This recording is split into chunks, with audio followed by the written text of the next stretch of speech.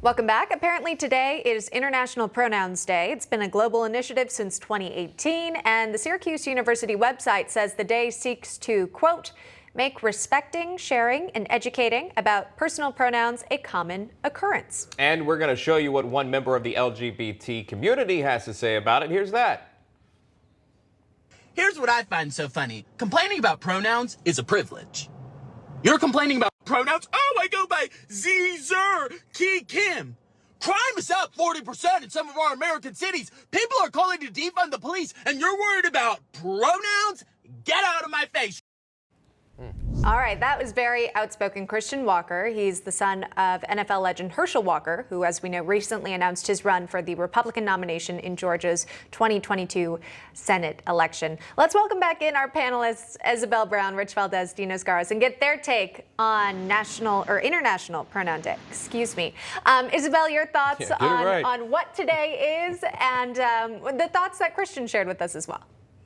Christian is a great friend of mine and really has been such a breath of fresh air, I think, when it comes to social media and saying it exactly like it is. You know, in fact, he's actually under attack from his university for not being vaccinated, even though he's a completely online student. So try to figure that one out for yourselves if you have an extra few minutes today. What's so interesting is this idea of pronouns is a constantly changing and evolving conversation that we're seeing on the world stage. All of a sudden, you're seeing TikToks go viral with the idea of demon pronouns. Yes, demon pronouns this week. The terms constantly are changing. It's no longer within a binary. Everything has to be new and different all the time. And most importantly, especially on college campuses, if you refuse to comply and you refuse to acknowledge pronouns given by someone or by saying your own to a group of people, you are hateful, you are bigoted, and you are a danger to society. The fact that this has become such a mainstream part of not just American culture, but culture around the world, just goes to show you how out of touch we are with reality,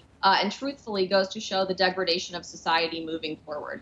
Yeah, Jeanette, give me a full screen 3A. I want to pivot to a different topic, but kind of on the same thing here. Handmaid's Tale author Margaret Atwood joined J.K. Rowling in defending the use of the term woman, as you can see. So we're talking pronouns. As you can see on the screen, it's being replaced with people who menstruate or menstruating person. You know, do you think this? Well, this is actually, Isabel, I have to go to you on this because I can't ask Dino or Richard. But what do you think about that? Well, I'm glad you assumed my gender correctly. Yeah, here. apologies if I offended, by the way. Crazy, and this has become such a big topic. It's beyond just people who menstruate. It's people with a cervix or even anatomy of a non-prostate owner, as we saw published in Teen Vogue this week. Where has our common sense gone to truly be a feminist? And that's so ironic that you're seeing feminists start to use these terms like menstruating person or person with a cervix. But to truly support women, we have to acknowledge biology first. And I love seeing people like J.K. Rowling, who otherwise would be considered a leftist feminist, start to stand up for not just common sense, but reality at its very core. Women are women. Let's start there and then move forward. Yeah, that sounds good to me. Just acknowledge fact. Guys, we're running short on time. So about 15 seconds, Rich, and 15 seconds to Dino. Rich, start us off.